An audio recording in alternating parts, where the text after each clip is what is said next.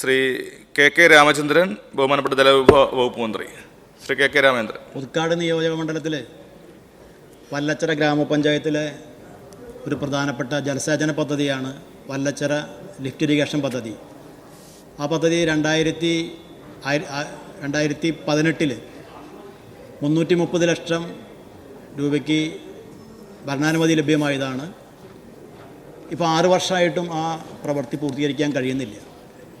കരാറുകാരൻ 22% പണി പൂർത്തീകരിച്ചതിന് ശേഷം ആകസ്മികമായി മരണപ്പെട്ടു പോയി.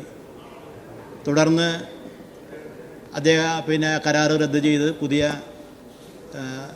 GST 18% ഉൾപ്പെടുത്തിക്കൊണ്ട് പുതിയ എസ്റ്റിമേറ്റ് തയ്യാറാക്കിയിട്ട് 1 വർഷം കഴിഞ്ഞു. അവിടെ ഇതിൻ്റെ എസ്റ്റിമേറ്റ് തയ്യാറാക്കി കൊടുത്തിട്ട് ഇതുവരെ ആ പദ്ധതി പൂർത്തീകരിക്കപ്പെട്ടിട്ടില്ല.